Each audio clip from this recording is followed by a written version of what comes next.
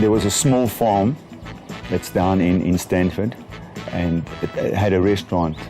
And she's been there many times, and I've been there many times. About 4 or 5 years ago, there was a little distill there. And on one occasion, we went there and we saw the distillery was closed.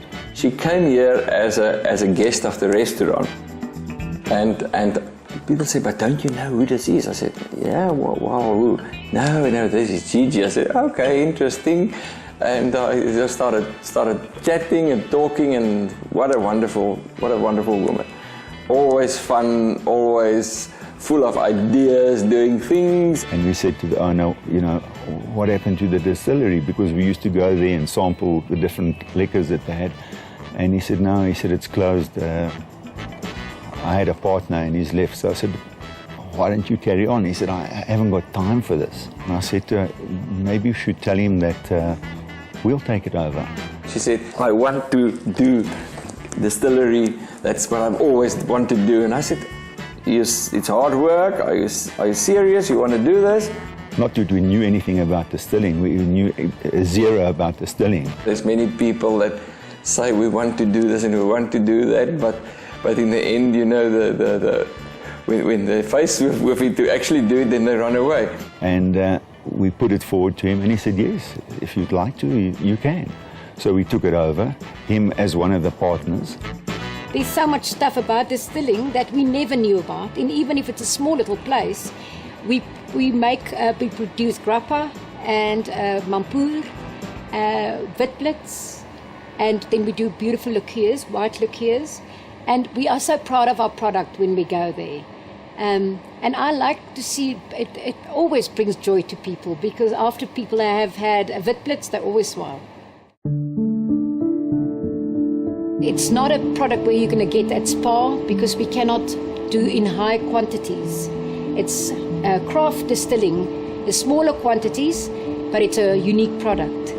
So we really do it for a niche market. So you'll find it when you go and have something to eat in the Hermanus area, you'll find our product there. Today we having some bikers come to our distillery, Scattered Links, and then there's two other biker clubs, one from Stanford and one from Hermanus area. And you're quite excited to see how the people's reaction's going to be towards our product, but I'm sure all of them would really enjoy it.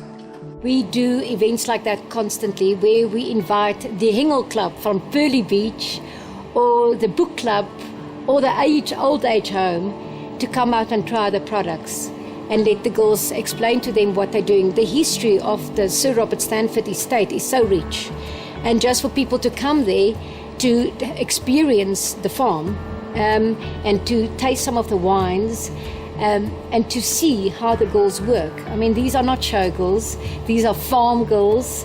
They work very hard there. It's quite an interesting estate to come to. Obviously, it's a wine estate, so we do a lot of our own wines on the farm. And then it's also got the distillery and the restaurant, so it's quite a nice combination. You can come in and have a wine tasting at the wine shop, then you can come and have lunch at the restaurant, and then go over to the distillery, see how they distill some of the liquors. Yeah, it just becomes a whole day adventure almost to come to the farm. We just like people to come here and have fun. Have a good day out in the country, good old farm hospitality. If somebody can have that, it makes us happy. This farm was one of the food baskets of the old Cape in the Victorian times. The Sir Robert Stanford estate was bought by Robert Stanford, and he grew produce on the farm. Where it took 5 to 7 days with ox wagon, he could deliver fresh produce overnight. On another trip back to England, when he came back here, his lawyer sold all his farms in South Africa, and for very cheap. So he packed all his family and everybody back onto the ship, and he moved back to England. Then the De Toy family took over the farm after that. One day he decided that's enough, so he pulled all the vines out, pulled all the taps open, opened everything, all the wine went into the river, and he said, no more wine, no more nothing. 75 years later, I got the ancient still again. We started distilling, and I'm proud to GiGi, my partner. She came in my life and he said, let's do this, and she took it with her. We took it to another level, And yeah, it's an old tradition of the farm, and it's very nice to be able to do that again.